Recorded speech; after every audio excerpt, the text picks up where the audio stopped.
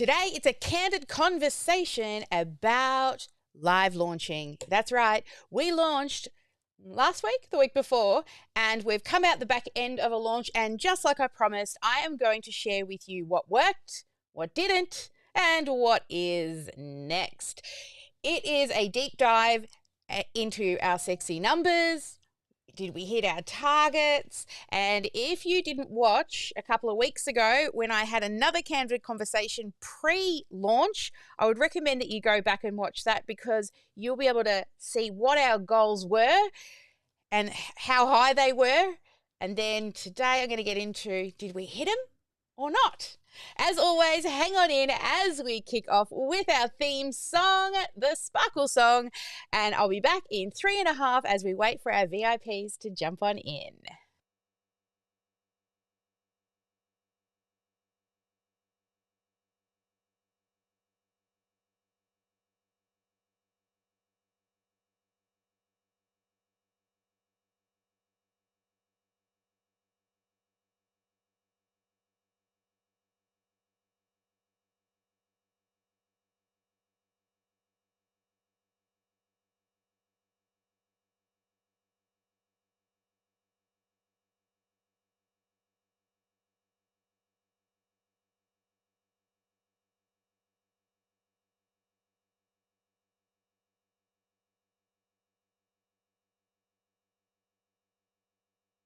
Looks like we have no music. Where has my music disappeared to? Oh, the joys of updates on the computer. Yep, no sound coming through. Why are you not playing my sound? All right. Probably has something to do with the recent updates. Or I haven't rebooted my machine. That would probably be another reason why. So much for getting a few things set up in the background while we waited. All right. Well, we'll just do the countdown and I'll sing to you. Go ahead and shine.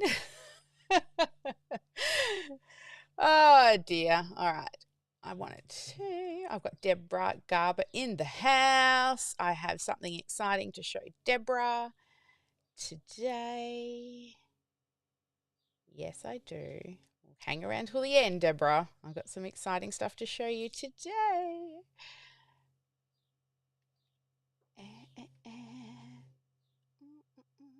Where is it? Where is it? Here it is. All right, we've got 55 seconds. Still trying to get all my bits in a row. No music today? No, I don't know why it's not working, so I'm just talking on through it right now. Well, I thought I'd have time to pull up all my bits, and while the music's going, everyone can jam. But no music. I don't know why it's not working. But also, I haven't rebooted my machine for like, oh God, I don't ask. Yeah. All right. Well, make sure I get all my numbers up.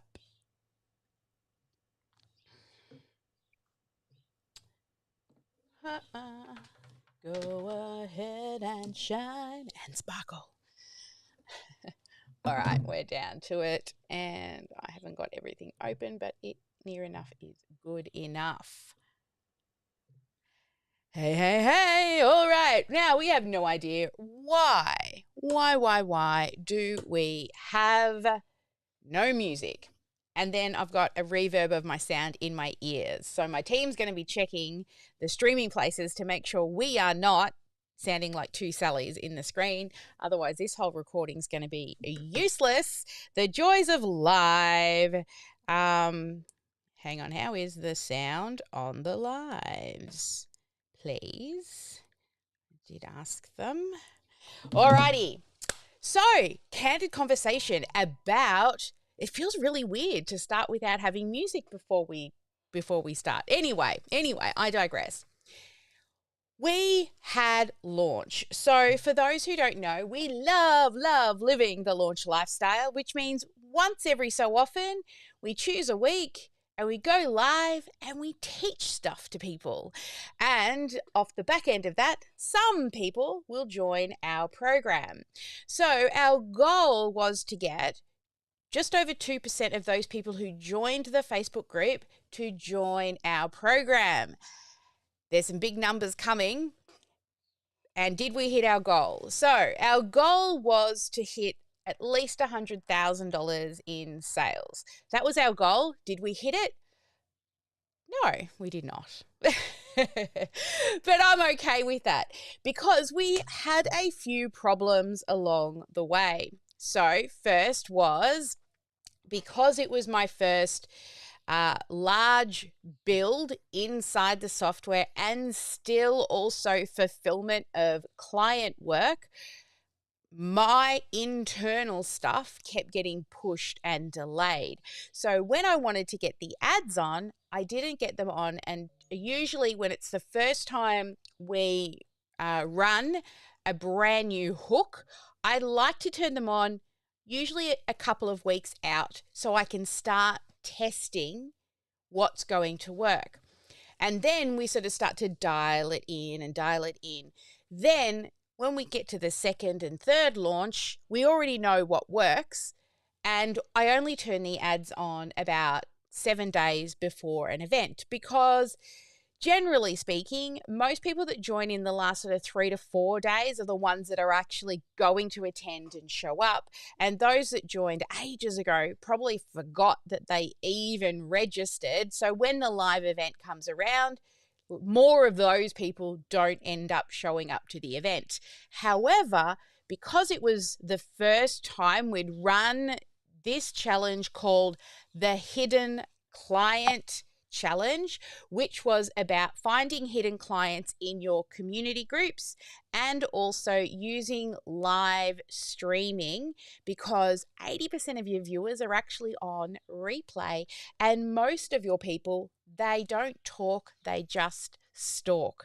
And so what you would do is we would run our ads, we would fill our event, and I said that my ad spend was going to be up around the $20,000 mark.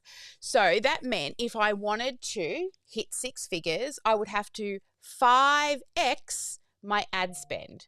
And I always try to get my ad spend back in the first 30 days so that I can then reinvest that. Now, generally when I'm running it for the first time, I'm usually happy if I get it back in the first 60 to 90 days until I dial it in because everything is about testing and making data-driven decisions. So the first goal was to spend $20,000 to get the leads in to then close over 100K, which would have been 6 figures, and I would have 5x'd my investment.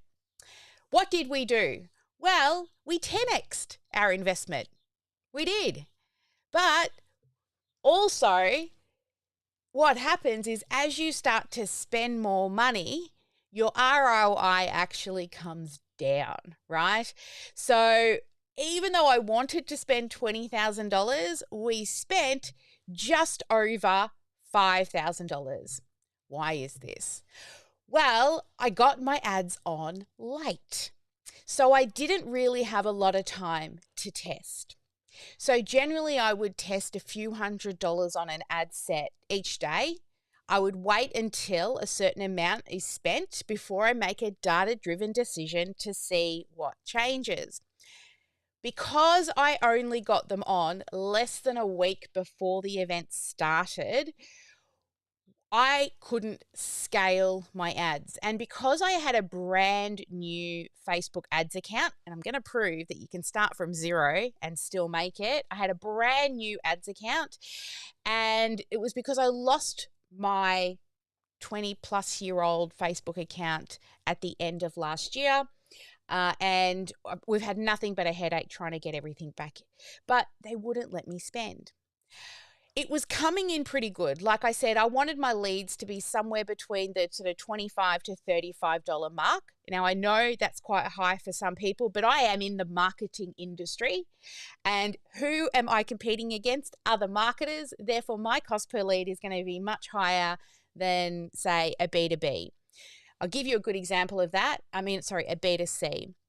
We run a Canva Made Easy challenge, and I can get leads at under $4, but that's to people who just want to make pretty pictures, right? But because I'm targeting business owners who really want to scale and grow, they want automation.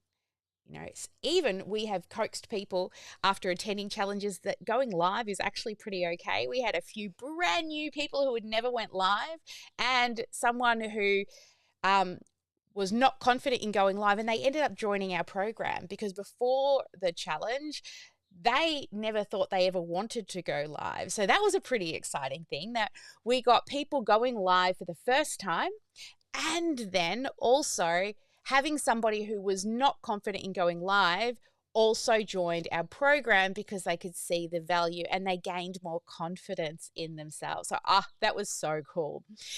Now, before I go any further and give you some really deep dive into the sexy numbers, I do want to mention that there is a grand prize draw that gets drawn at the end of this week. And what it is a mapping session with me, which is valued at over $5,000. And in that mapping session, you will get, you book me for the day, right? I sit there and I pull apart your brain. And from that, I create your signature method and your lesson planning. Then I take that signature method and I turn it into an infographic and hang around till the end, because I do have a client here I can see in the room who I'm going to show later that I have finished their infographic. Also, we create all the foundations of your offer. So the promise, the price, the package, and the program, which is your signature method.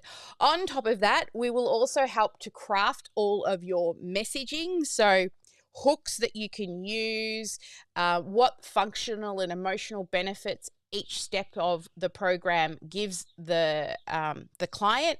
And also, I will show you how, when I deliver the infographic, how you can use that in a sales call script. All right. So that's the mapping session. So you literally get me for the day, right? As long as it takes. I do not stop until it's done. I need to have a full, clear understanding of what we're building together from your mouth. Then I go away and I spend at least the next week writing up your offer, your program, and then about another week I spend creating the infographic. So lots of sketching and drawing and ideas. And then I actually make a proper vector logo. So every element inside of your infographic is not a Canva image.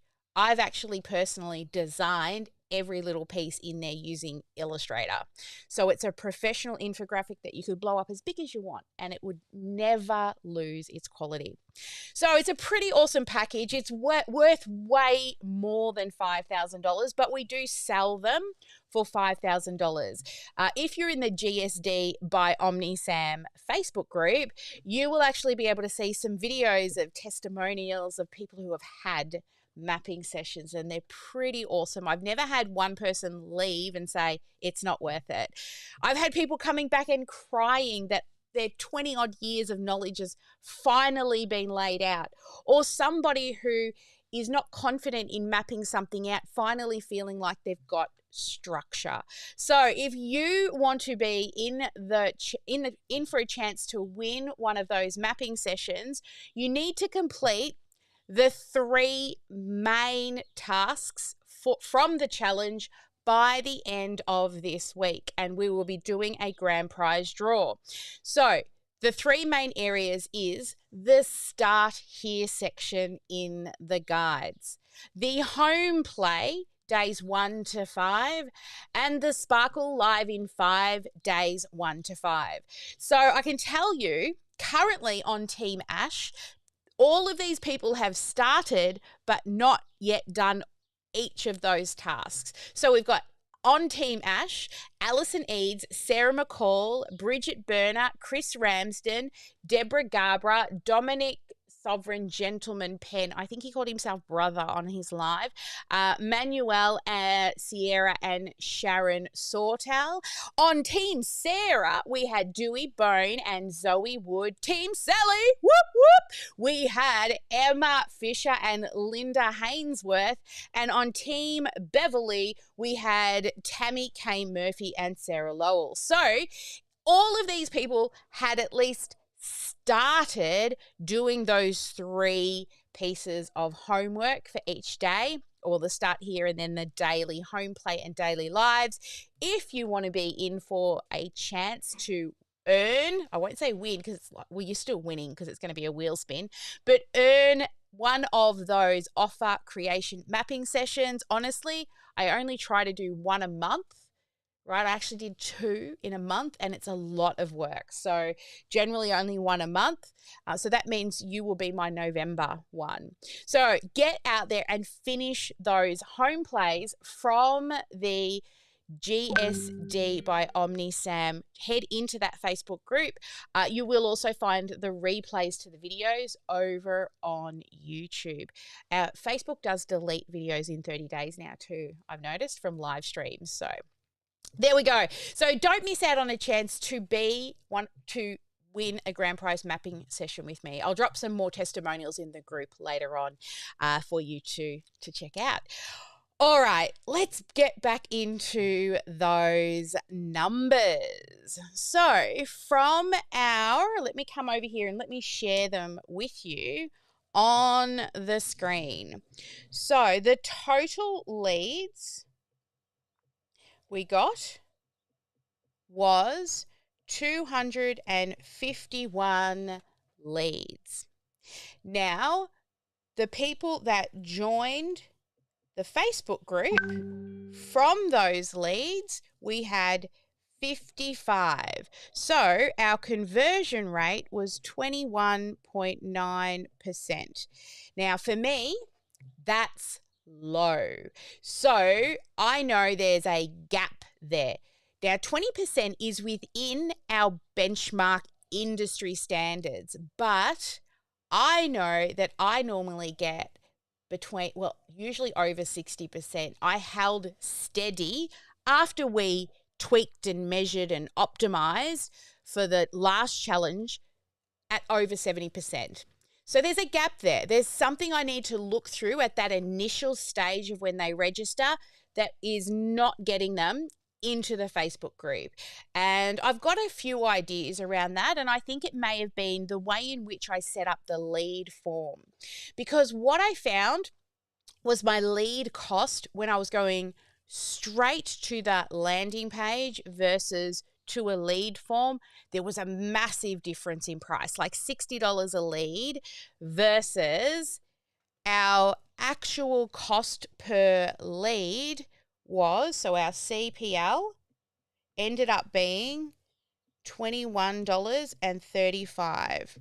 So that's how much it cost me per email address to get them into to get them on my list. Then 55% of those ended up in the Facebook group. So what did we end up closing? So our spend that we did on ads, we spent $5,359, give or take. That was our ad spend. Then what I like to look at is first cash generated. So cash generated means those people that paid up front and those people that paid the first month on a payment plan. This is what I want to happen. In that 30 days, the upfront payments from when we close is more than the money I spent on ads. And we generated upfront $13,210. That's how much we generated upfront. So we 1.3x'd just over the ad spend. So I'm happy. Now I've got my $5,000 to put back into ads when we run them again. I've covered my cost, and now every other month coming in from other people on a payment plan is going to continue to give me that monthly reoccurring revenue. Now, I'll tell you something that I've also done. 10,000 of that 13,000, I actually put it into a drip account, and it is going to drip back into the business every month as if that person was on a payment plan. That way, I don't spend beyond my means. And this is what can happen when, say, you do a really good launch and you might make $83,333, which is actually a $1 million business if you make that per month. And where you can make a mistake is you actually start spending like you're a $1 million business because you had 1 month at $83,333. I've been in that situation myself. For some reason, I think it was 2 or 3 launches, I forgot about the drip account. This must have been about 3-4 years ago. I forgot about the drip account. And I kept spending and doubling my ad spend without putting money into the drip account to drop back in. Come to November, December, I'm wondering, why am I all of a sudden like running low in money? Why is my cash flow ridiculously low? And I realized I had forgotten over 3 launches not to put upfront payments into a drip account, which meant, say, for example, every new client was another $1,500 dripping back, and maybe I had, say, 10 of those. That's a lot of money a month that I'm not dripping back. I've already spent it. I've gone crazy and spent $100,000 on ads. And now the cash flow's up shit creek. And you learn from your mistakes. I can tell you it took me a little while to crawl back out of that hole that I dug myself from not using the drip account. So lesson well learned, and I no longer forget the drip account. Even Ash said to me when we heard we had an upfront, she goes, drip account. And she wasn't even around when that happened. So she must have heard the stories on the grapevine. So that there are some of the sexy numbers. But the total revenue with contracts closed and signed was $53,000, almost $900 in total revenue closed from my 5,000. Oh, it literally is pretty much 10x'd from 5,300 to 53,000. Now, some of those clients or new clients were warm leads. I don't and just ignore them because they were already thinking about it, because one launch leads into the next launch, leads into the next launch, one nurture leads into the next nurture to the next nurture. It's that snowball effect. This is why we look at the live launch numbers and anybody we closed because of the launch. Some of them might have been thinking about joining for a while, but the launch was the thing that pulled them over the line. And I know for sure there was a few people who joined that had that. So we also, if we break this down even further, our cost per lead was $21.35 for an email, but our value per lead was $214.73, which meant every lead we paid $21 for, and in return, we made $214 from the $21 that we spent for each lead. Then for the cost per acquisition, so what did it cost us to close a sale in total ad spend from number of sales, it cost us $1,339.99. So for each person that said yes, it cost us $1,339 to get a yes. Now, we were speaking about my goal here for Facebook group joins at 21%, because based off the 21% or 21.9%, we goal for 2% of those people who join the Facebook group end up becoming a client. But guess what our Facebook group conversion was? Pretty awesome. It was actually 7.27% of people who were part of the Facebook group who joined. Now, that is well above industry standards. Now, I will say I pretty much know why, because a few of those people were already pretty warm, right? But I can say that some of the people that said yes hadn't even heard about us and our community prior to the event. They just really loved the crazy knock, knock, knock, knock video that I had running. They joined, they came through the challenge, and they're like, this is just what I want. So generally speaking, your active list that you have, 2% of your active list is usually ready to say yes. The reason why you're probably not getting those yeses is because of your follow-up. We have been reaching out to people. We have been making phone calls. We have been sorting those people into lists so we can see how many people did the home play and the homework, who are hot, who are warm. Through our automation as well, we can create lead scoring. So the more they engage and interact with our emails, with our text messages, the more points they get, and the warmer or hotter they look on our list.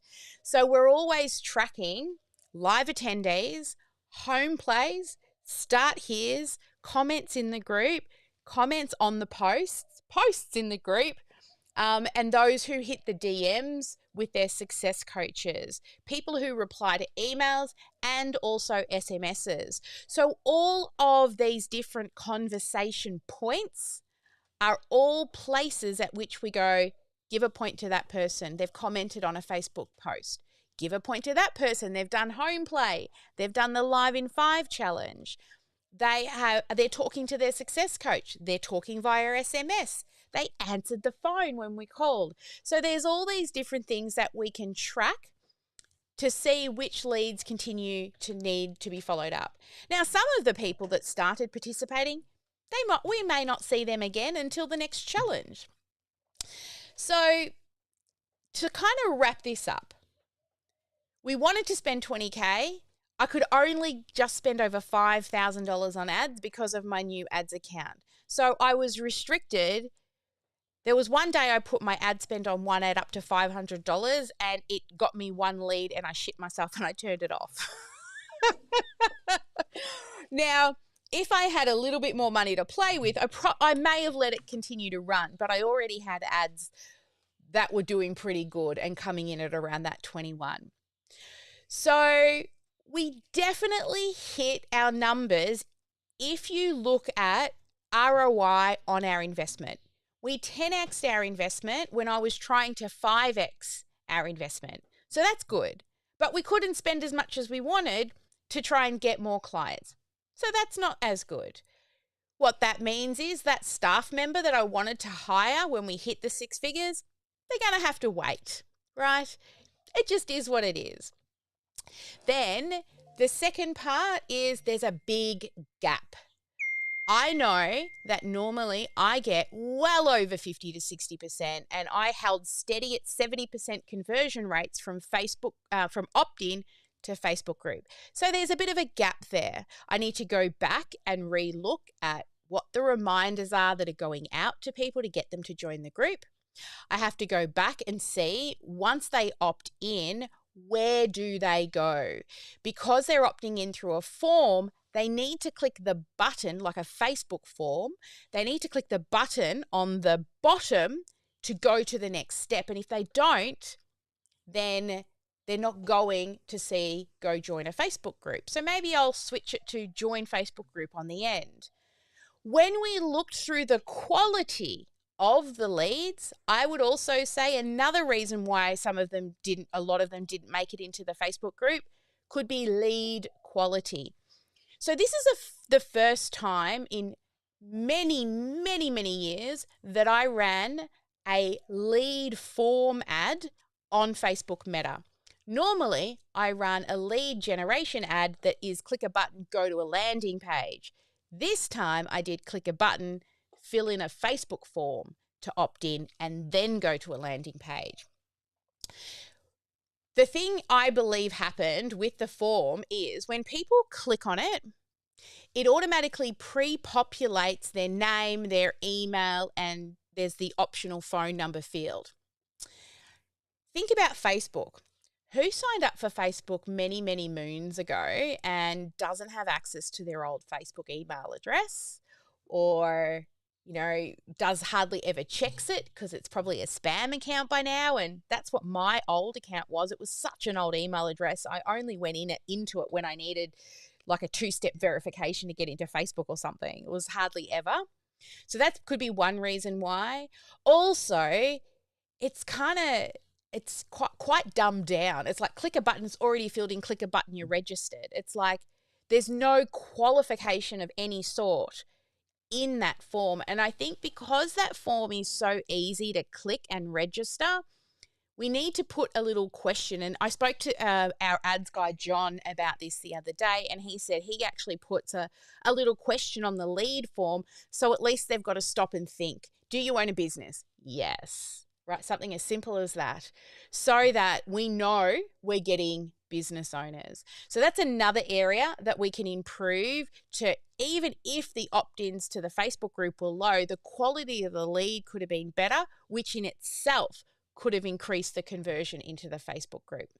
So there's a couple of things to look at there.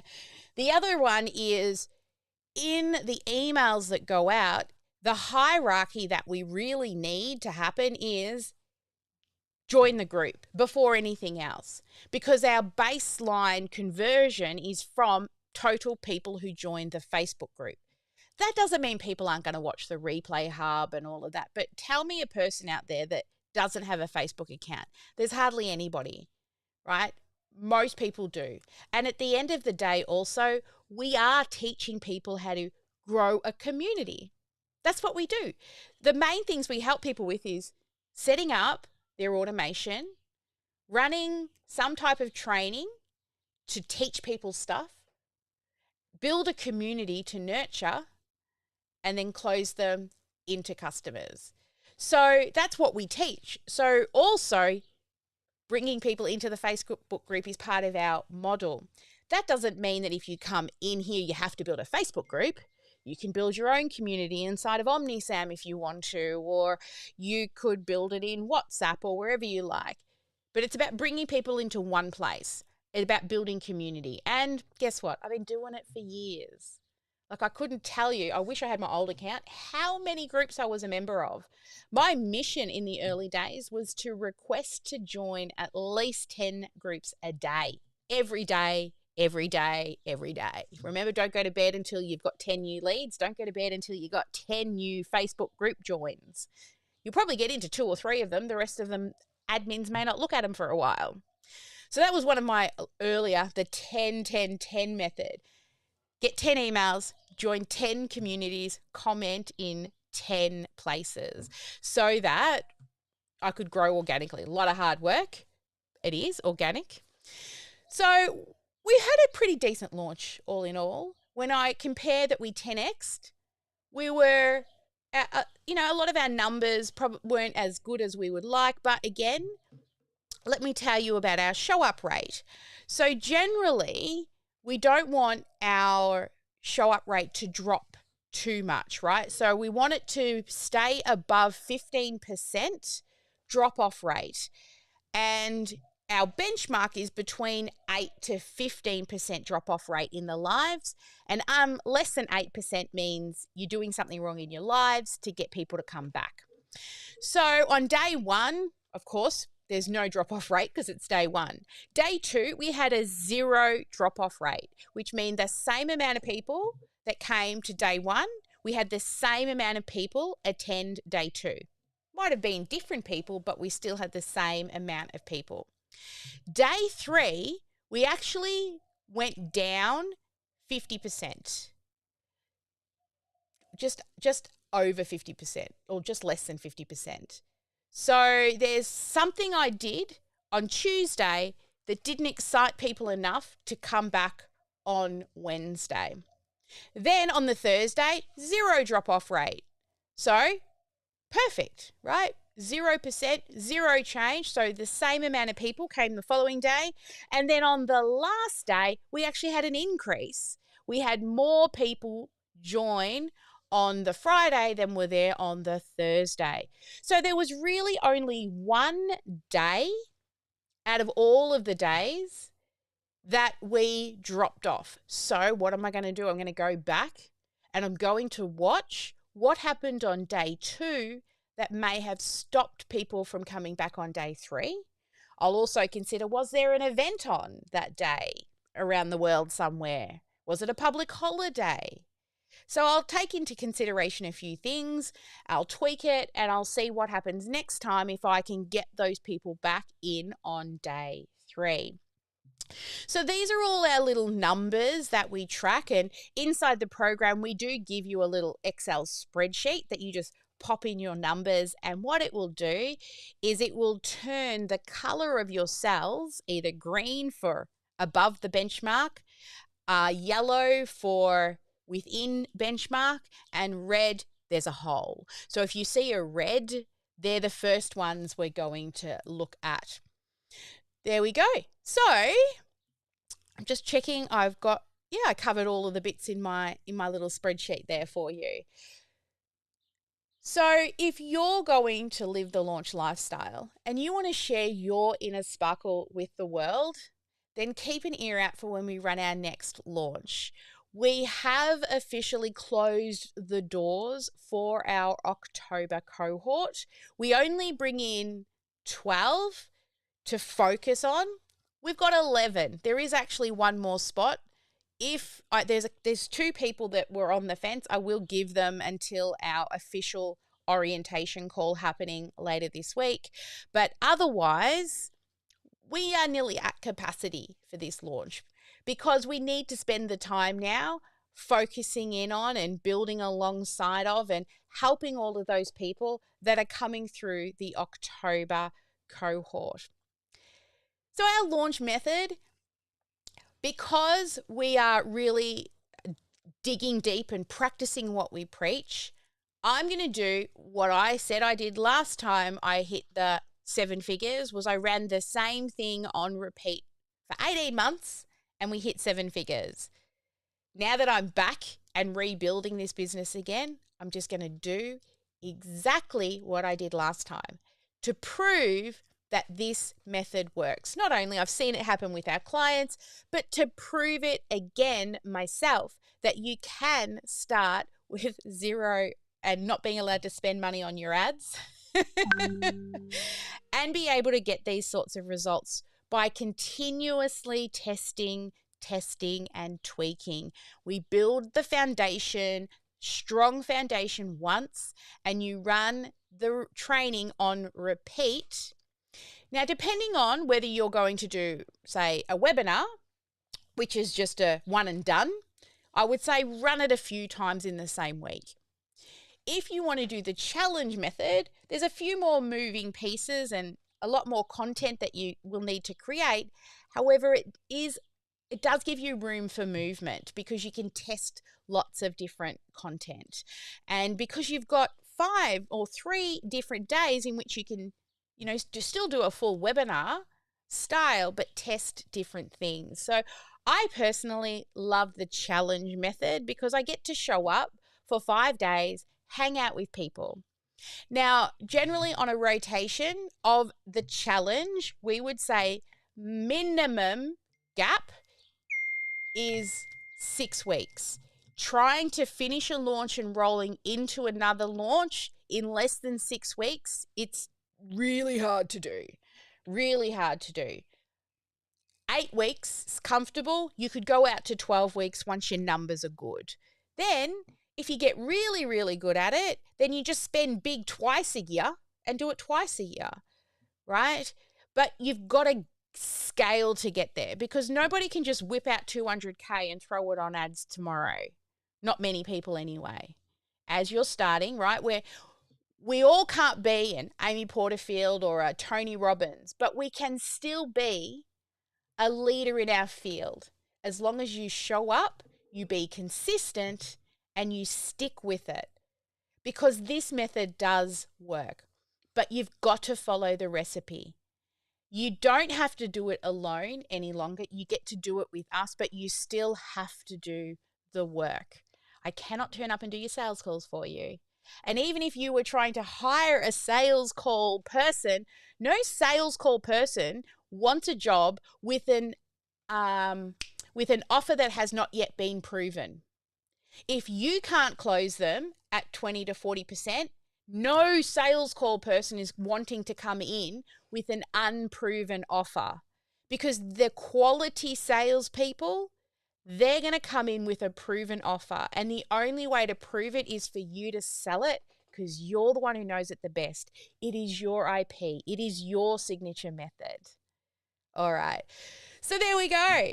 Some sad news that we couldn't hire that new person. Not bad news because we did 10x, but Facebook wouldn't take my money. Oh, who's had that problem in the past? I actually have. When we ran the Canva Made Easy challenge, I could only spend $50 a week. And I'm like, you are kidding me, right?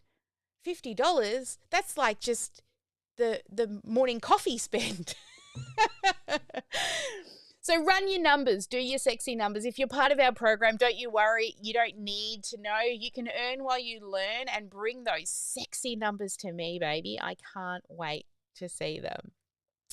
All right. As we wrap on up, as always, let's bring a couple of our people in and ask you, what's a key takeaway? What did you like best about today? We have Sarah Lowell in the room. Come on up, Sarah. Hang on, I've got to make sure I can hear Sally. you. Yep, talk away. Can you hear me? Talk. Can you hear me? Yes. Okay. I thought it was interesting that you found different conversion rates when you drove the leads to a Facebook form rather than to a landing page. And I'd like to hear more about that. Just say that again, sorry, because my sound's echoing in my ears and I was trying to get your sound levels right. Just say it again, please, Sarah. Okay. You mentioned that you had different conversion rates when you drove leads to your Facebook form rather than to a landing page, if I understand that correctly. So I'd like to learn a little bit more about that. Yeah. Okay. So previously what we did was when we would send them from an ad to a landing page, our cost per lead. Now, this was a different hook, right? So previously, our hook was how to land high-ticket clients using micro Facebook groups. This one is how to find hidden clients in your communities. But previously, our lead cost was usually between $35 to $45. So when I turned on the ads, I turned on two options. I turned on lead form, all the same copy, except I had a lead form as the capture or as the objective. And then I set up a whole nother campaign that had conversions. So click a button, go to a website.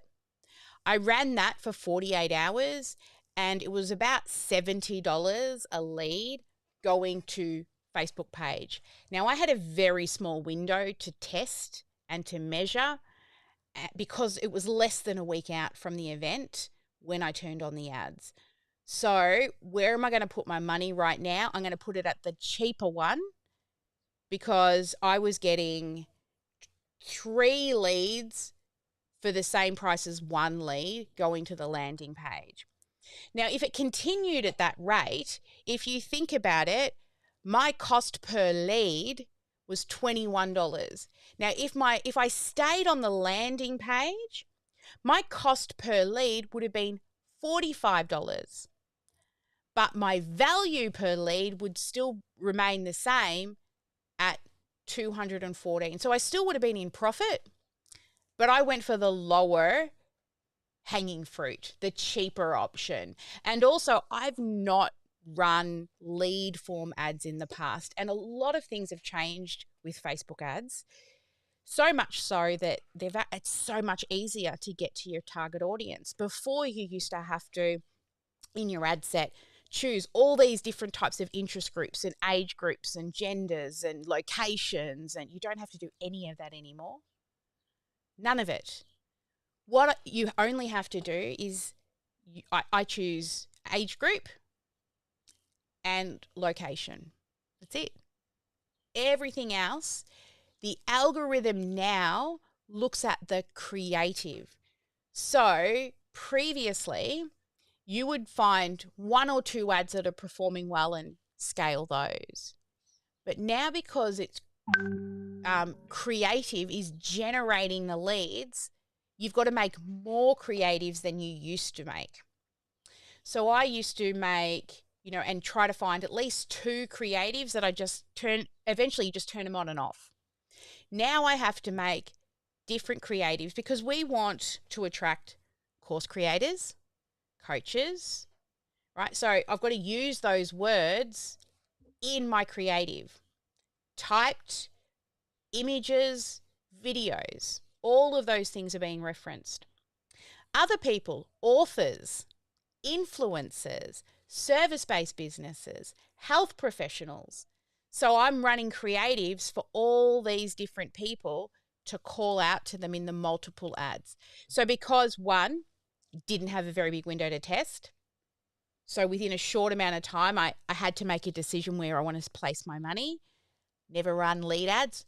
Loved the look of the price, $21. At one stage, it was down to $16. I'm like, woo, baby.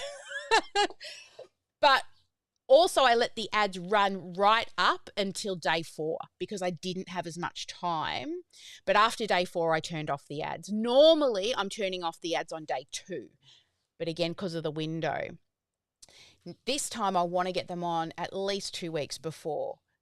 So we are actually launching, we're doing the 6-week cycle so that I can fit one more in before the end of the year. So our next launch week will be, let me just have a look. I think it's back here. I don't think it's turned on. Turn on the marketing calendar. One moment, please. Go to the marketing calendar. All right. So our next launch, I'm sure I could have just worked it out a little easier if I just counted the weeks, hang on. It's not September. We're finished October and it's in November. Okay. The week of the 17th of November, or starting the 16th of November for you in America. So that's 6 weeks out. I've run launches right through until mid-December. I don't like to run them into December. That's why it's 2 weeks before the end of November. It's still going to give us time. If people come in, as you know, we take a break. We'll negotiate with clients coming through. I will still be serving them through Christmas and looking after them, especially our health coaches, because they're all gunning for New Year's resolutions. Anyone in the health space, or Sarah, puppy space, new puppies, right? If you don't buy a puppy, don't buy a puppy if you don't want a dog, right? So those people who are goaling for January launches will be still serving and looking after those clients through the break as well, because it's a big thing, right? Launching in January. I know I went off on a tangent, but was that helpful, Sarah? I think so. Thank you. Yeah, you're welcome. Deborah Garbra, come on up. What was the key takeaway for you? She's looking for the button. There she is. I'm afraid I don't know that I have any because it's a lot of it goes over my head. I mean, I understand obviously what you were talking about and how you calculate the returns and what works best and so on, but it's a field I'm completely unfamiliar with. For now. So a lot of what you're saying is like scary for me. All right. Well, let's just put it Yeah. in that don't know yet bucket, right? No, You're going to exactly. learn Yeah. it. Um, Yeah. so let me tell a story about one of our clients. Every week she would come in and let me look at her ads. And every week we would change something. And then she would run her training, and then she would come back and we would look at the numbers. This went on for about 5 months. Nearly every week she would be back for me to quickly look at her numbers and make some tweaks. It was around the 5-month mark. She goes, "Oh my God, Sally." I'm like, "What? What? What have I done?" She goes, "I can finally see it. I can finally see it. And I see the gap. I see the hole in the numbers." So nothing changed. She just now could start to make data-driven decisions herself. But I was there and our team were there supporting her until she could. So even though you may not know where to go and get the numbers, we do. We've got the Yeah. spreadsheets and the calculations to put it in. I can't guarantee Yeah. you're going to be profitable in the first 30 days. Our goal is to at least Sure. get your ad spend back in 90 days when you start. But eventually it does work, right? You've just got to be consistent and willing to constantly measure and optimize once we get past that first build. So don't let the numbers scare you, because the numbers allow us to make data-driven decisions and they're sexy, but you don't need to understand it yet, right? Yes. I need Yeah. you to focus on your lessons. So you're Yes. the person I actually wanted to speak to, because Yes. I have I want to created speak your to you too. infographic, and that is all ready. I have mapped it out. I've given it meaning, and we're now going to start to put it into a pitch deck. I sent you the lesson plan to go through, and it could feel a little overwhelming because it's a lot of lessons, right? Yes. I did tell Beverly to say in the email, please tell her do not get overwhelmed. Just read, and that's Yes. it. Yes. All I want you to do is I want you to pick a weekly day that you are going to go live. Okay? And when you go live, pick one lesson from inside the program and present it live. Start practicing the lessons, and you'll start putting, like, most of the lesson plans are there, and you don't even need everything that's in that guide. If it says a checklist or a worksheet, tell them to grab a piece of paper and draw the 4 boxes and write the words down. You don't need a workbook. If you looked at my last challenge, there was no workbook. Maybe I'll have time to make a workbook this time. Dunno. Right? So you don't have to have all the assets. As long as you teach on the important dot points, you could have a little infographic that sort of shows, or dot points on a Keynote or Canva presentation, right? Do that and just choose one lesson each week. You might start writing one lesson and think, hey, I can actually probably fit 2 in. Now, those lessons, if they're awesome, stick them in your course. I see. Right? I see. You can start Because putting them in your I saw the course. 12 modules and I saw all these lessons and I'm thinking, how am I going to create a course with so many lessons? I'm like, it's 12 lessons I'm supposed to do. Yeah. Remember also, you don't have to teach them everything you know, just what they need to know. So some of the lessons can just In be the little course short. itself. Yeah, we're talking about Yeah, exactly. The course 2 different itself. things. Yeah. Yeah. Yep. So the course itself is each of those lessons. Now, each of those lessons don't have to go for an hour, right? It could be a 5 or 10-minute lesson. That's it. Does not need to be hours of training for every lesson. It could be a 10-minute lesson. Yeah, but okay, but We'll I dive need into it when we more actually sit clarity. Yeah, down and yeah. go through it. Yeah, yeah. Yeah. Because if you look at my program, there's a lot of things inside my program. I didn't build it all at once. right? It's an Yes. evolution. We grow upon it. Yeah. Your students, they don't see that lesson plan, No, of course not. right? So as you start delivering your lessons, remember they're part of the live course build. If it takes you more than 12 weeks to build the first course, it takes you more than 12 weeks. Mm. Right? But once it's done, then all they have to do is go through module 1 before the Q&A session. You now no longer have to teach module 1. Mm. They just come to the Q&A session at the end of module 1. So they're learning, and then you listen to the questions. So by listening to the questions allows you to improve the model or add FAQs or additional resources that support them getting through the program. So as a teacher, we think 45 minutes in a classroom. You are not teaching in a classroom where you've got one lesson that you've got to stand there for 45 minutes and teach. It's not like that at all. It could be a little story, a lesson, and a quick write your affirmation in your book. Right? Not like we would as teachers in a classroom where we've got a big lesson plan, and then we've got to have our objective, which I've given you anyway, your objectives and your outcomes, and and even all the activities I've given you are optional. Maybe the first time through, it's just the education part and ask them what they like best. The second time through, you add an activity in. Right? So what I've given you is a big plan, but not every single thing has to be built. There was a time when I sold my course before I made it. And what I did was I got to week 4 and I realized that I have got way more to teach them and they're not even ready for it yet. Yeah. So I stopped. I could have kept going and teaching so I could finish the course for me, or I could stop and just turn up for Q&A and help everybody get to where they needed to be for them. So it is, nothing's written in cement here, right?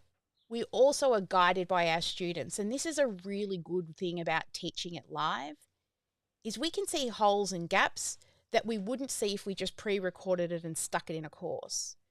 You'll teach, you'll hear from your students, oh my God, that was overwhelming. You might reframe it and come back next week and go, I've got an easier way than what I showed you last week. So instead of doing what we were going to do, I'm going to just redo last week because I know a lot of you were confused. Right? Sure. So can you see how this is like, it's like a growing, living thing that we're constantly nurturing, we're paying attention to because it's serving our clients. It's like our plants, right? To freshen the air in the house. We nurture them, we look after them, so that they get the results. It's, we do it, we get paid, sure, but really at the end of the day, we do it for them. And if it means sometimes slowing your course down, we slow your course down. Makes sense? Of course.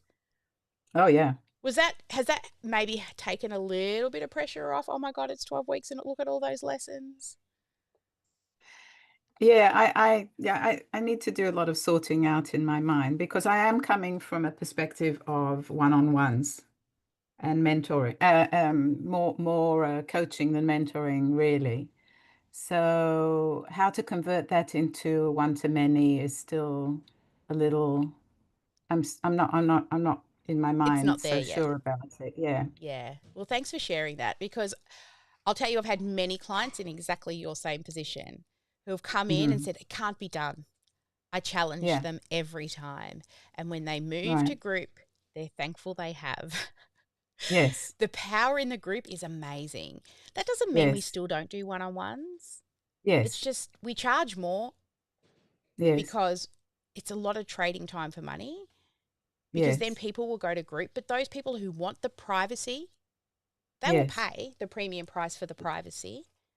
Yeah. But if they don't, you can help more people in group than you ever could in one-on-one. Yeah. Well, the way I learnt the course itself that I did was in a group. But then I wasn't coming at it from the perspective of someone who's got the problem, but rather from a perspective of a coach who wants to help people who have the problem. On the other hand, 95% of the people who attended did have the problem, That's exactly right. I was just going to and ask you they were that. helped. They were helped. I could see that their processes, but what we were taught is how to do one-on-ones, Yes.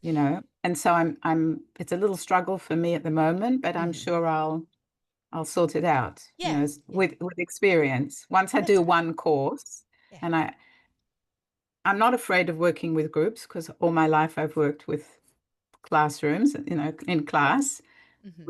with groups, and I know what it feels like, Mhm. and I can see the power of the group. It's just to know, I'm not coming from a place of experience of working with many, and I'm still sort of learning the Yeah. ropes, so to speak. And Yeah, the best way to learn is is to to do, teach. teach. Yeah, to do. The best way to learn is to teach. Even more Yeah, than just doing, teaching, yeah, because yeah, you'll dive yeah, deeper into it than you ever would if you were just learning. But when you're teaching, because it's yeah, for somebody else, yeah. you go deeper. Of course, yes, Yeah, yes. I've got a statistic on the differences between reading, listening, doing, and teaching. I can't remember what it is, but Oh yeah, there's no, yeah, no, no question that once you can teach something, you know it very well. yeah, exactly. I'm so Yeah, excited, yeah. Deborah. You're one of my January launches, so you'll be getting ready for the new I year. hope We'll be so. testing some bits and pieces. If you want, I know John Bellamy, our ads guy, he's in this Thursday. If you want to come Okay. along, and I can see Ojenga's in the room as well.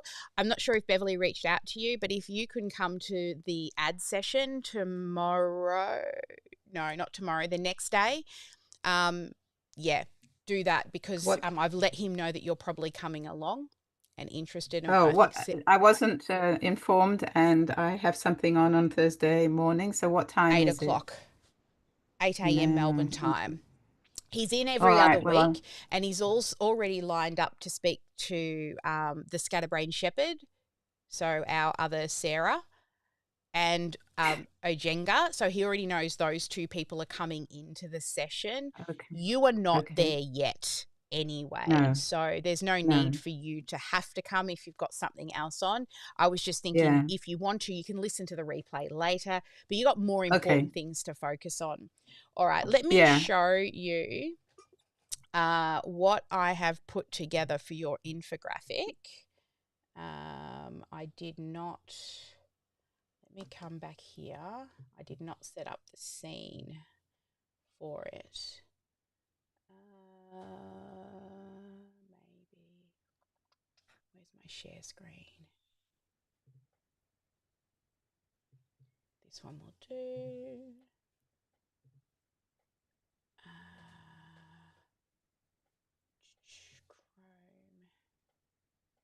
Docs.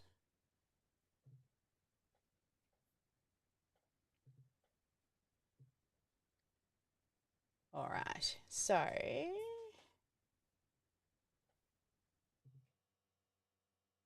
here we are in your infographic. So this is what I've created for your Eat Free method. So I'll teach you how to use this in your pitch, but as you can see, the Eat Free method. Sever the link between your emotions and food and finally feel free. And so with your branding colors, I've used 3 shades of your green for the eat, and each of these little icons I've designed for you. Then find is in all the shades of your pink. So it starts with a fire in your heart, right? And then you awaken. You can see the heart there in the eye. Transformation, find, reclaiming, and now you're starting to embody. So I've got like a little heart and it's being embodied, and then you can see the swirl is starting and then it's swirling out and evolving into something bigger. So all of these, what I've done, this was from our mapping session, is break down your Eat Free method, explain what it is, a compassionate step-by-step journey that helps you heal emotional eating from the inside out.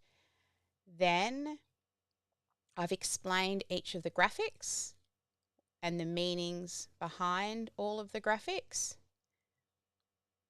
And then at the bottom, we'll next move into your pitch framework. So this is now inside your Google Drive. So if you head to your Google Drive, not only will you find this document, I've also uploaded the graphic as well for you. So you'll be able to kind of zoom in and get a better look.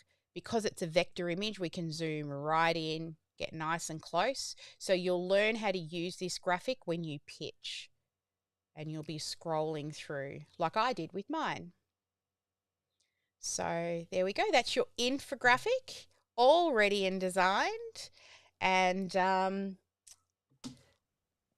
you can now access that inside your personal Google Drive. What do you think, Deborah? First look at It looks it. beautiful. Aww. It looks beautiful. The colors are amazing. I love the colors. I think those colors will appeal to women. I'm not sure if they would to men. I don't know. They're But very dusty. And I find that the yes. dusty shades men tend to like. Like my husband will, Oh, good. he won't wear a bright pink top, but he'll wear it like one of those dusty kind of pinky Yes. colours. So Yes. yeah, Yes. I don't Yes. see why Yes. not. Yes. Yeah. Yeah. I love that. Yeah, so I'll go over it, obviously. I need to read it and look at it. Yeah, it looks pretty amazing. Now, because you are on the done for you, I'll also be helping you map out your pitch. All right. Yes. So Yes. the actual words that you will use, I've gone through, and I've also, if you go into the signature method document that I have for you, let me just take you back to which screen was it here? As well as that, I've also added so all the notes and everything that we took, they're all now, go away. They're all now in this section of, so as you know, this is our framework, the design it phase is all here within the Canva document for you. So you can come in here and move things around. You'll also see there are other boards in here for all the other phases. There's nothing on them because we haven't started any of those yet. All right. So your focus is here, getting really used to your method. I'm going to start writing your pitch deck for you. You have to come up with the lesson plans, but I will frame out your pitch. Then our team is going to get to work. Once we know what your lessons are for are you doing a webinar or a 3 or 5 day event? Sorry? Webinar. Okay. So on the webinar, we just need 3 to 4 pillars that you're going to teach through the webinar. So have a look at your whole signature method and you need to decide, are you going to do a high level overview or are you going to go deep on one thing? And we need to break it into 3 to 4 pillars. So you're going to teach them 3 to 4 pillars. Mm-hmm. And then once we know what those 3 to 4 pillars are, then we can make your landing page and your funnel. We can get started on it, but we can't do the copy until we know what it is. And then the next thing I want you to do. The landing. Oh, Yeah, sorry. Can I Yeah, ask go. a question? Of course. The landing page in the funnel, is that inside OmniSam? Correct. Yes. Yes. Mm-hmm. So we're doing the That's funnel. nothing to do with my website. Nothing to do with your website. No. Mm-hmm. The money's in the funnels.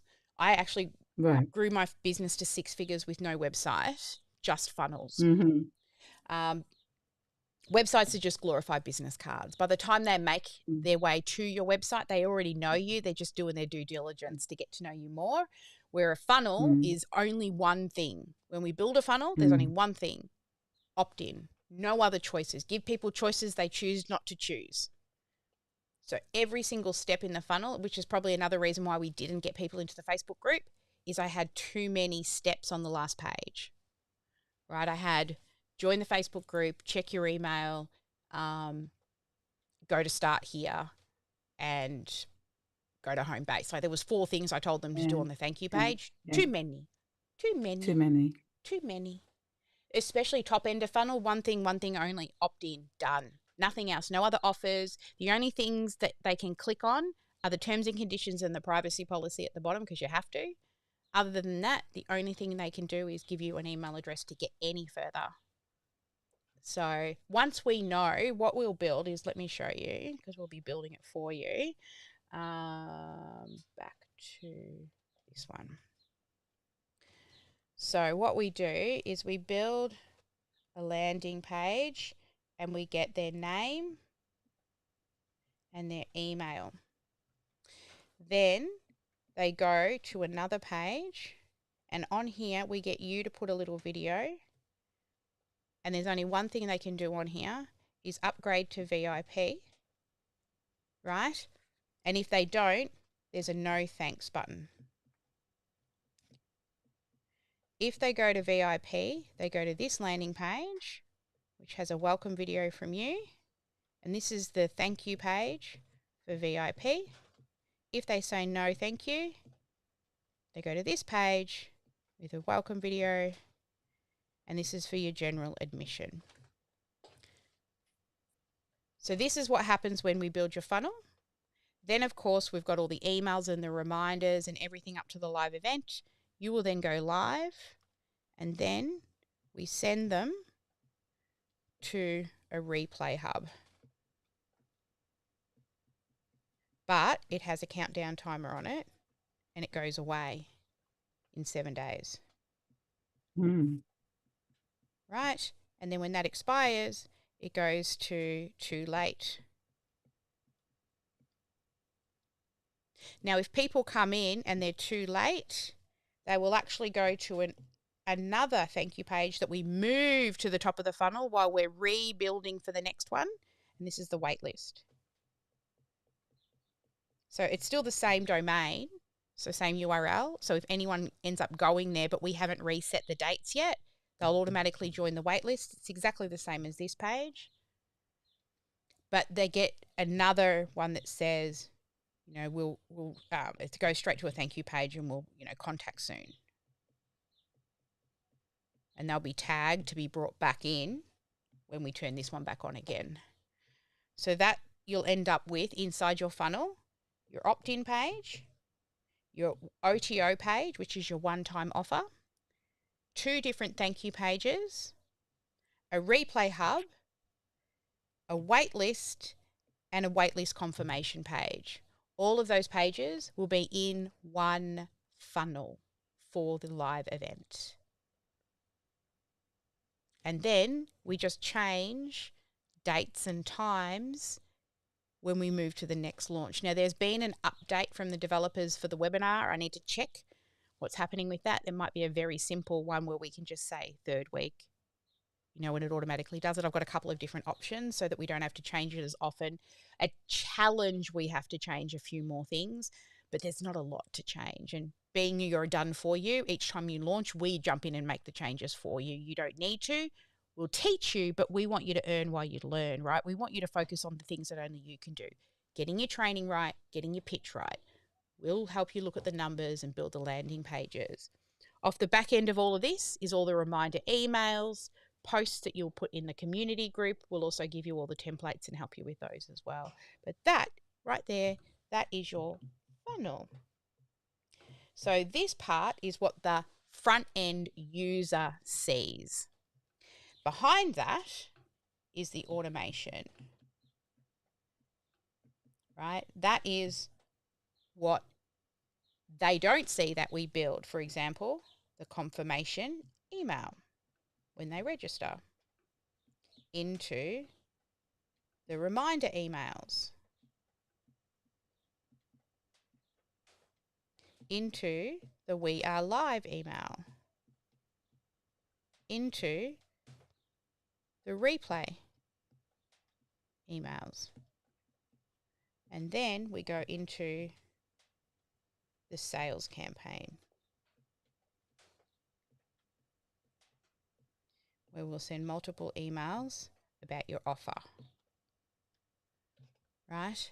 So that's a very basic, but that's what some of the back end will look like. There's a lot of little things that we do to make updating in the system smoother, with custom values and custom fields. So, for example, what custom values and custom fields are is, say, for example, your date changes. We change it in one place and it changes it everywhere. Mm-hmm. Your hook, right? So my hook is currently how to find hidden clients in communities. If I decide to change that back to how to get high-ticket clients using Facebook communities, I would just change it in one place and it changes it everywhere. For those people who Sure. are running a 5-day or a 3-day challenge, we set up a custom value for the day's title and the subtitle. So again, when we update and say we change it because it didn't work well, we figured that the hook could be better, it not get to day 2 or 3. Let's change the title. We don't change the content, we change the title to be more attractive. We then just go and change it in one place, and it automatically changes on landing pages, in all the emails, in all the text messages. So custom values and custom fields are so powerful because you don't have to then go and check every single email, every single landing page, right? And you'll learn that. Yeah. But for now, focus on only what you can do and what you need to do. Get used to your course. Start going live weekly and teaching one part of the course, one lesson or 2 lessons. And remember, they don't have to be like a classroom lesson with 45 minutes to an hour. Some of them might just be 10 minutes. So I'm going live on my own Facebook page, or where am I going live? So you can go live anywhere you like. And for all of the members that are in here right now, we have a brand new spreadsheet that we're going to get all of our new 11 members who are in this cohort to, number 1, put in their launch dates, and number 2, put in their weekly live date or day and time. And you can go live on multiple places.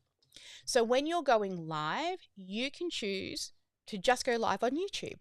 You could choose to go live on Facebook. I don't care where you go live, but choose one place that you're going to go live on consistently at the same time every single week. Just like Strategy with Sally. Here we are, 9 o'clock. Do you know last week I was late or nearly late because I was in the 10 o'clock launch week time block?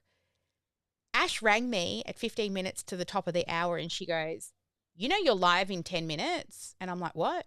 10 o'clock? She goes, no. Strategy with Sally is 9. And I'm like, oh, because I'd been 10 o'clock for the whole week before. Back to my normal slot, 9 o'clock live every week on a Tuesday forever. But the content sometimes is pieces of my course that I need to do. And I use, because this is the one day a week I make sure I put on makeup and I brush my hair. The rest of the week, you see me, I'll be my hair up and messy, no makeup. If you're coming into the VOZ, just the way I roll. Like, I'm not Shalene Johnson who has to always have her eyelashes on before she goes live like I used to. I don't have time for that, right? I'm not that. And some people do and they love it, and I love that she has the time and the freedom to do that, but it doesn't bring me joy. I do love eyelashes though, don't get me wrong. I do love my eyelashes, but only on a Tuesday do I make sure I have all this done up. So that's other days I will film other parts of my course. Like if we were to go dark now and I needed a lesson for the course, I would just teach it to you guys in this room and edit it later, right? My Tuesdays are my day that I will smash out content. Plus, it gets used as a podcast. Who knows how many episodes Mar's going to chop this lesson into for the podcast. So, yeah. How was that, Deborah? A little bit of an overview for you of what's to come in the build that we're doing. Yeah, good. Yeah, it's exciting. It's very exciting, and yeah, I feel like I really want to get into it and start having a clear vision of what's going to be in my course. Yeah. So pick a day and a time that you know, come hell or high water, unless you're sick, you're going to go live. The family know, my family know, Tuesday's 9 o'clock. My husband's like, come on, it's 8 o'clock, get up. Right? If I, Yeah. like today was totally unscripted. I had no script, nothing. I just, candid conversation. That's what I'm, just talk. But sometimes it's a lesson and I've got to have dot points and things ready. But Sure. generally, I think I showed you all my KKK books, right? Sometimes I'll just open that and teach something. But right now for you, Deborah, because you're still trying to get your head around it, always teach something from your course every week. If it doesn't Okay. go well, you can go back and you watch it and you can improve on it and do it a few weeks later. Everything that's in my course is somewhere out there on the internet, everything. But I've got tens of thousands of videos now. No one's going to know how to put it together in the right order. And also, if they're not in the program, I'm not going to review their messaging. I'm not going to write their pitch. I'm not going to look at their sexy numbers. I'm not going to watch their sales calls with them if they just go online. So what are they paying for? ACE, accountability, community, enhanced opportunity. So Yeah. don't worry about oversharing. That's something I got from Amy Porterfield. Don't be scared to overshare because you can't share enough in a 1 hour, 2 hour, even a 7 hour live that's actually going to give them all the steps because they won't take it. They'll just get overwhelmed.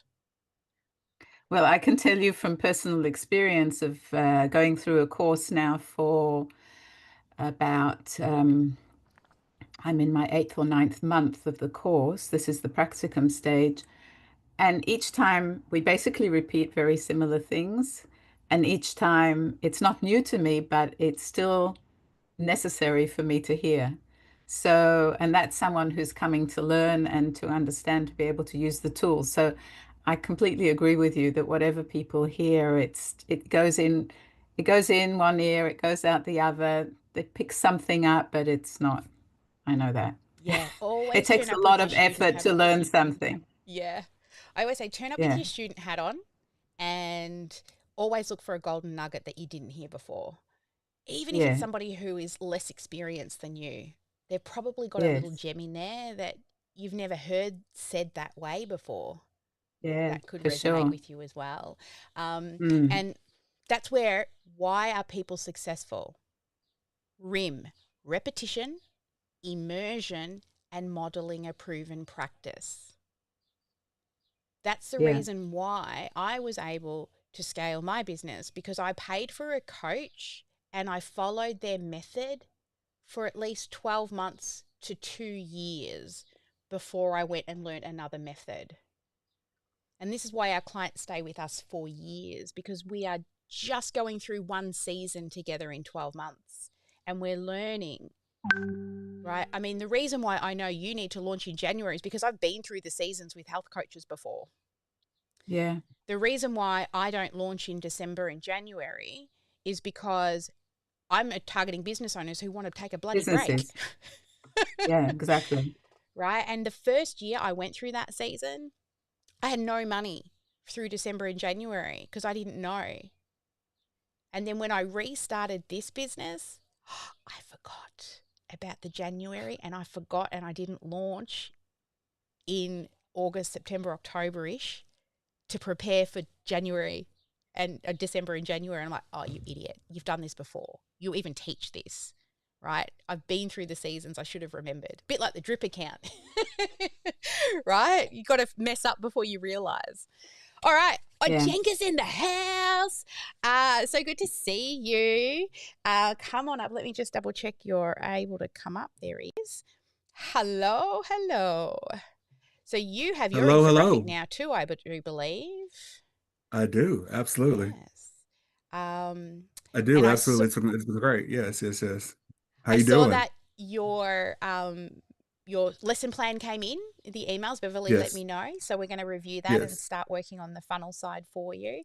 How are you feeling now that you've been able to sit with your framework in your course framework that we built for you now? So I'm excited about it. And I just look at it as like how it is that it's enhancing my offer and also kind of taking away from the crazy customization that goes along with because I mean, my offer is writing books for business owners. Is writing books for business owners as far as with the what? Huh? Okay. Go ahead and sing for a second. Okay. I'm sorry. No, you're good. Is writing books for business owners. And so um that is something that is huge for me and being able to tell people stories. And so there's so much customization in that in our top tier offer that being able to have a core offer that is below that has been huge for us and been huge been big for that. So that's been a big thing for us, definitely. I love that. Yeah. So here's a, you just said core offer as well, which I really love. So here, Yes, when when you're developing your offers, like who's heard of the value ladder before, right? I And have. a lot of Now, people Sally, say, actually, can I need to, somebody's at my door. I'm sorry. I'll yeah, be you're right all back. I right. promise. Yeah, yeah, no, I'll be that's right back. okay. I'll be right back. Okay, cool. But I'm with you. So lots of people have heard about the value ladder. And what I found over the years is if you keep trying to build this value ladder before you've dialed in your core offer, you actually slow down the growth of your business. Because the type of people that are attracted to a $7 offer versus a $3, 4, 5, $6,000 offer, totally different messaging, different types of people. And why are we trying to attract a $27 sale when we could sell a $2,000 offer once and make $2,000, or how many? 10? No. Uh, what is it? God, Sally, don't do math live. I say this all the time. 2,000 divided by 210. No, 2,000 divided by 20, 100. It's much harder to get 100 yeses on a $20 offer than it is to get one yes on a $2,000 offer. It's just math. And you'll still convert slightly differently. There'll be a slight higher conversion rate at $20, but it'll never match the return on investment as all roads lead to core. So the first step is free. It's free for them, and they pay us with an email address. The next step up is, we call it the tripwire. There's a lot of different names for it. Tripwire, OTO, one-time offer, upsell, but it's a tripwire. And it's usually between $1 to sort of $47. It's in that price range that you don't need to go and ask permission, which you should never do. You should ask for support, not permission, but you don't have to. You know, it's like standing at the checkout. I want that packet of Smarties. It's pretty cheap. I'll just chuck it on the counter. We're still not trying to sell the tripwire. That is not our focus. That is just in the funnel, just to hopefully get some of our ad money back. Then we have our evergreen courses, if you've got them. Right? So it's just they go in, they do the course, they leave. They don't get any support. They just buy it, they go through it. You send them some welcome emails, but that's it. The next one is your course or your signature method plus coaching. So your course will be anywhere from sort of the 47, it could be up to 2 to 3K. Right? But once you have a course and coaching, now you should be at sort of 2 to 3K plus, even more than that, depending on how long the program's for, what the value of it is. You know, we run the math on that together. So all our messaging, all our challenges, all our webinars, all our email copy, all roads lead to core offer. Why core offer? Because trying to get your messaging right for this and this and this and this and this, it's very hard. We just focus on messaging for this. Then above that, we have the premium product, which is premium, which is usually one-on-one right at the top here. So they're our done for you clients. These people here are our academy clients, our course. Now, you don't need all of these. All roads lead to here. So that way, when we're making things, we have our program. We know clearly what our program is. We know clearly what our promise is. We know clearly what the package is. We know clearly what the messaging is. Right? And we are constantly tweaking that to sell one thing only. Now, that doesn't mean we don't mention our premium program, because people come in and they think they just want coaching, and then they're like, oh, I don't want to have to build the tech. Can you do it for me? And they upgrade. Right? They're like, I don't want to write my offer myself and you review it. Can you just help me write it? And that's where they'll do the mapping session, or they'll pay up front to get a mapping session. So doesn't mean we don't mention these other things, but until you hit your revenue goal, all roads lead to the core offer. Focus on getting that right. And your free training is your launch. And the way in which your launch works is, here's your signature method, as we know. And this is your big A to Z. And your your lead magnet. And in our community, it's teaching somebody something live and eventually evergreening it. So it's usually a webinar, a mini training, a challenge, a boot camp, whatever you want to call it. We turn up, we teach live, because we build know, like, and trust factor quicker. It's a little mini A to Z. And it might just be this tiny little piece of the program here. And then we build the gap back to the program. So that's what the gap is, because we can only teach so much in a webinar or in a 3-day challenge.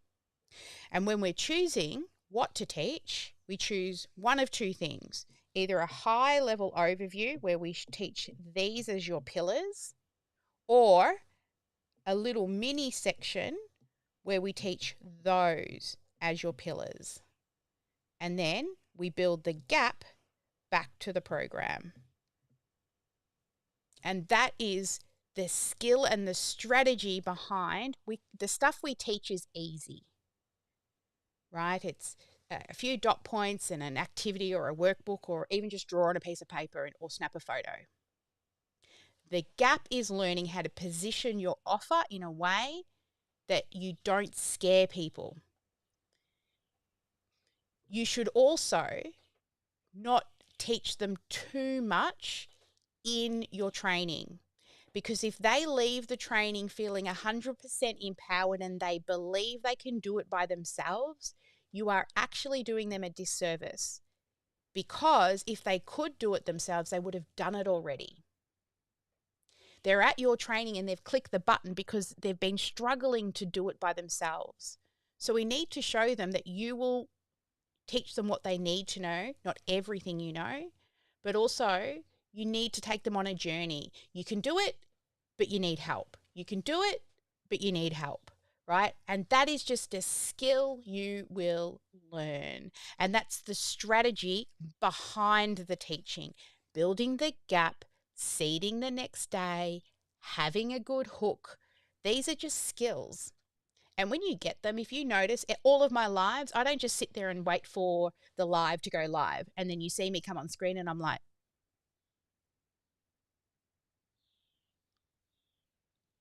oh, okay, now we're live. I'm just waiting for people to come in. No. I go live and I go, have you ever struggled with insert the thing? Wouldn't you like to be able to insert the thing? Nobody's going to see it except for the live people. But what am I doing? Hook. Giving them something that will hopefully be enticing enough for them to watch. You go and push play on all my videos, you'll see hook. Sometimes I talk too soon. I even cut off the front of the words that I'm saying. So there's a few second delay sometimes between being live and going live. If you're streaming to Facebook, here's another hot tip. When the screen goes white, you are actually live. Don't wait for the screen to show your photo, because that's just the delay. And that's where you'll see people for that first 5 to 10 seconds just sitting there because they're waiting for their picture to come on the screen. But actually, when the screen goes white, you are actually live. So start talking so that you don't have that wait, because you got 3 seconds. Because how fast do people flick through? You got 3 seconds, grab them up front. Every single time you go live, start with a hook. I've got a whole framework for your lives as well. But for now, Deborah, all I want you to do is teach and practice. I don't need you to worry about all the strategy because you need the confidence in the content first. Oh, Jenga, he's back. Did you happen to catch that little bit of training right there while you ducked out? I did. That was amazing as far as with the, focusing to the core offer, being able to sell to that, and that being the enhancement. I know that in our initial strategy session, it was something that you said about having the shiny thing that's on the table, the pretty thing that's on the table that then makes that other offer even more appetizing as far as be able to do that. And so that's something that that has been a focus of mine when I've been talking about it and thinking about it and like, okay, so doing that and being able to push that where that core offer can be there and to be able to go from that. I mean, me having sold from the front of the room in live events quite a bit, that this is not foreign to me, but I love it because it's helpful. Because it's helpful in thinking about the 5-day challenge that we're building and those different things as far as that. So yeah, definitely. Yeah. And being able to move forward with it. So yes. Yeah. Yes, Sarah just said, so good. Pretty thing on the table, pointing to the off put nicely. Yeah. So we talk about putting the price of your one-on-one so high that your core offer, which is your course with coaching, looks more valuable. So if I come in and say it's 25 grand to work with me, and then I tell you it's $9,000 to join the academy, most people are going to take the academy. And those people like Jenga and Deborah and Sarah, though, are going to also raise their hand and go, and build it for me, please. Right. But not everybody who's joined the academy is a Build It client. They're part of the studio. They're part of just the academy and they're going to build it themselves. But I'm so happy. We've got most people here. We've actually filled 11 of the 12 spots for this upcoming cohort. So excited. We've got some new resources that are about to drop for you soon. I'm just having them eyeballed because me and my grammar and my spelling and all the things, Ash is eyeballing them. Yes, she's on holidays and she said she would eyeball them for me. Thank you so much, Sarah. All right, we have totally gone over time and I will shut it down. I am here to continue answering questions for those people in the VIP room, so hang around. We have just continued streaming. Normally I go dark straight away and I just got a bit carried away there. So as always, never let anyone dull your sparkle. Make sure you get at least one income producing activity done each and every day. And I do not believe I've got an outro. I forgot the prizes. I haven't even set up the spinning wheel. I will be back for the prize draw and I will post it in the group for this week's live. So every week there will be prize draws. There's always a live challenge happening inside the GSD Facebook group. If you watched last week's, you would have seen the Go Live in 5 challenge for last week. That's other opportunities. We continue adding to the prize wheel every month. So make sure you do participate in all the challenges that still continue to happen between launches. And it's generally live because I want you to keep practicing going live and teaching people stuff and getting vulnerable and all that. All right, guys, I am going to shut it down now. I said that, but I don't think I've got an outro screen. We'll just see what happens. Bye. Oh, everyday be marketing.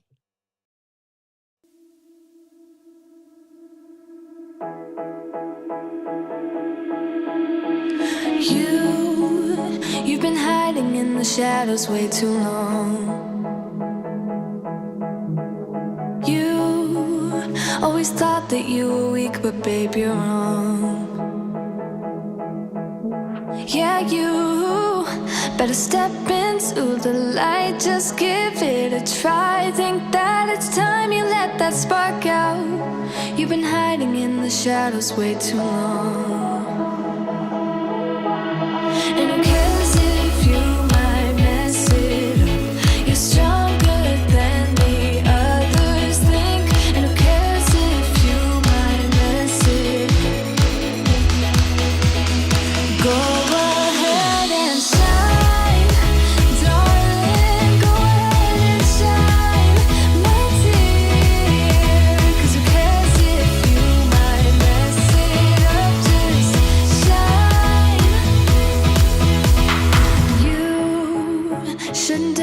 yourself, 'cause you're a work of art.